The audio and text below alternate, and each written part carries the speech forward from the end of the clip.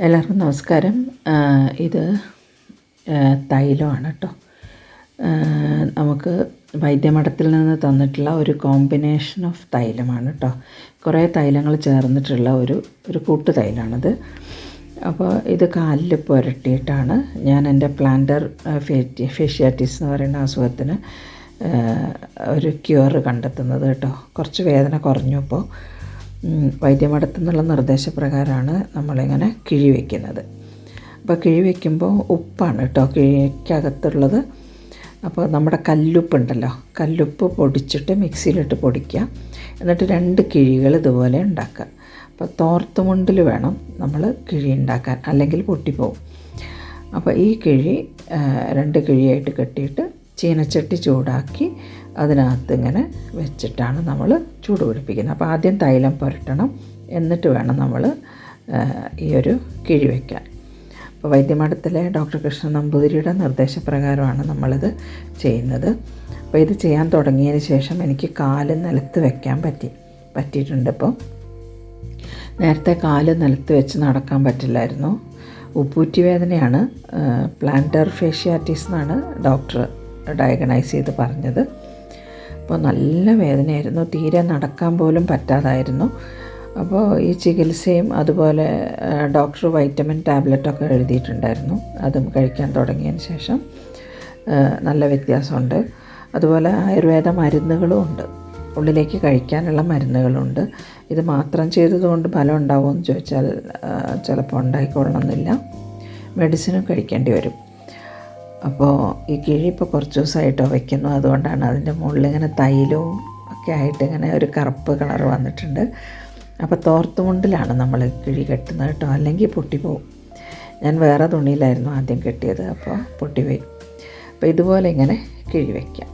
അപ്പോൾ നമുക്കാരും കിഴി വെച്ച് തരാനില്ലെങ്കിൽ നമ്മൾ തന്നെ ഇതുപോലെ വെച്ചാൽ മതി. അപ്പോൾ ഒരു കിഴി ചൂടാറുന്ന സമയത്ത് മറ്റേ കിഴി അവിടെ ചൂടായിട്ടുണ്ടാവും.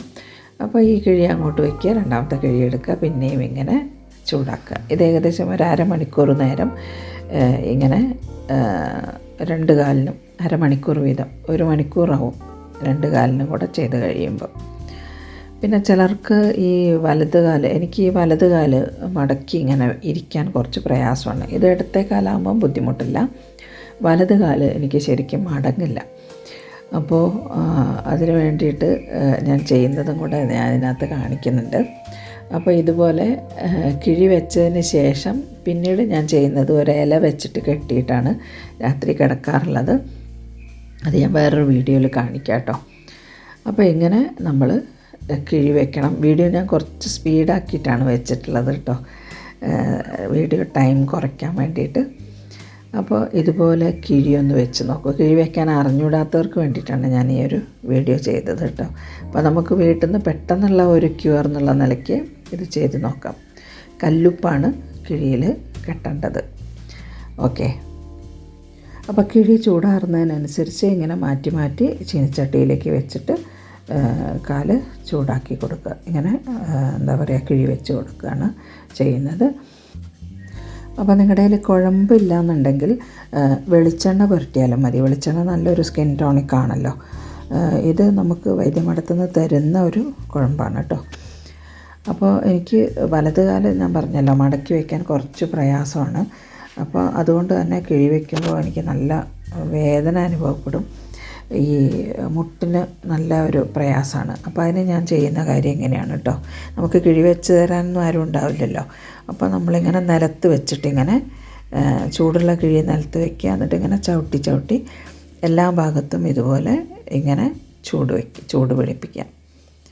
കണ്ടില്ലേ, ഇതുപോലെയാണ് ഞാൻ വലത്തെ കാലിന് ചെയ്യുന്നത് കേട്ടോ. ഇടത്തെ കാല് പോലെ എനിക്ക് വലത്തെ കാല് മടങ്ങില്ല, അതുകൊണ്ടാണ്. കുറച്ച് സമയമൊക്കെ കഴിയുമ്പോഴേക്കും എനിക്ക് ഭയങ്കര ബുദ്ധിമുട്ടാണ്, ഭയങ്കര പെയിന് വരും. അപ്പോൾ ഇങ്ങനെയും നമുക്ക് ചെയ്യാം. ഇനി നിങ്ങൾക്ക് 2 കാലും ഇതുപോലെ മടങ്ങുന്നില്ല, ഇങ്ങനെ ചെയ്യാം. അപ്പോൾ കണ്ടില്ലേ, തരിയായിട്ട് കാലിൻ്റെ മുകളിൽ നിറയെ ആ ഉപ്പിൻ്റെ ഒരു ലെയർ ഫോം ചെയ്യും.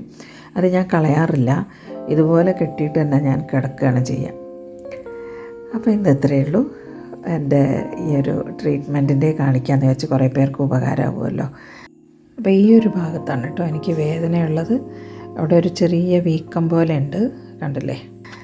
അപ്പോൾ ഇനി എൻ്റെ ചാനൽ സബ്സ്ക്രൈബ് ചെയ്തില്ലെങ്കിൽ ഒന്ന് സബ്സ്ക്രൈബ് ചെയ്യുക. പിന്നെന്താ, ലൈക്ക് ചെയ്യുക, ഷെയർ ചെയ്യുക, അതുപോലെ കമൻറ്റ് ചെയ്യുക. ഇനി മറ്റൊരു വീഡിയോയിൽ കാണുന്നവരെ നന്ദി, നമസ്കാരം.